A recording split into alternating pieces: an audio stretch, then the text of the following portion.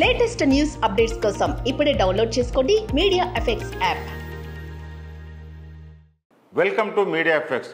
అంతర్జాతీయ అంతరిక్ష కేంద్రంలో సూపర్ బగ్గా పిలిచే ఎంటర్ బ్యాక్టర్ బుగాండెన్సిస్ అనే బ్యాక్టీరియా ఉన్నట్టు శాస్త్రవేత్తలు గుర్తించారు.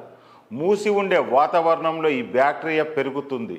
బహుశా ఔషధాలను నిరోధించగలిగే శక్తివంతమైనది వివరించారు. ఈ బ్యాక్టీరియా మల్టీ డ్రగ్ రెసిస్టెంట్ కావడంతో దీన్ని సూపర్ బగ్ అని పిలుస్తూ ఉంటారని, శ్వాసకోశ వ్యవస్థపై ఈ బ్యాక్టీరియా ప్రభావం చూపుతుందని శాస్త్రవేత్తలు పేర్కొన్నారు. కాక ఈ సూపర్ బగ్గుతో ప్రస్తుతం అంతర్జాతీయ అంతరిక్ష కేంద్రంలో ఉన్న భారత సంతతి వ్యోమగామి సునీత విలియమ్స్తో పాటు మరో 8 మంది సిబ్బంది చిక్కుల్లో పడ్డారు. కాగా సునీత విలియమ్స్తో పాటు భారీ యూజిన్ వ్యోమగామి ఇద్దరు జూన్ 6, 2024 అంతర్జాతీయ అంతరిక్ష కేంద్రానికి చేరుకున్నారు. మిగతా 7 సిబ్బంది చాలా కాలంగా అక్కడనే ఉన్నారు. ఈ స్పేస్ బగ్స్ గ్రహాంతరాలకు సంబంధించింది కావని, వ్యోమగాముల ద్వారా భూమి నుంచి అంతర్జాతీయ అంతరిక్ష కేంద్రం చేరి ఉంటాయని శాస్త్రవేత్తలు తెలిపారు. కాగా అంతరిక్ష కేంద్రంలో పనిచేసే వ్యోమగాములు ప్రత్యేక పరిస్థితిలో పనిచేస్తుంటారు.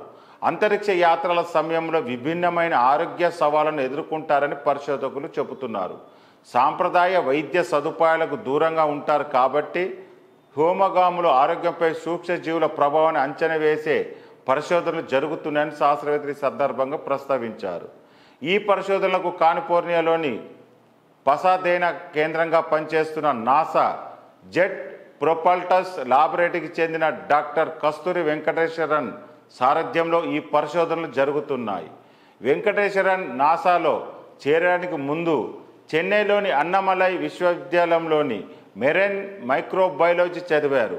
2023లో మాజీ రాష్ట్రపతి డాక్టర్ ఏపీజే అబ్దుల్ కలాం పేరు మీదుగా కలామిల్లా పియరోసిన్ అనే కొత్త మల్టీడ్రగ్ రెసిస్టెంట్ బగ్గును కనుగొన్నారు.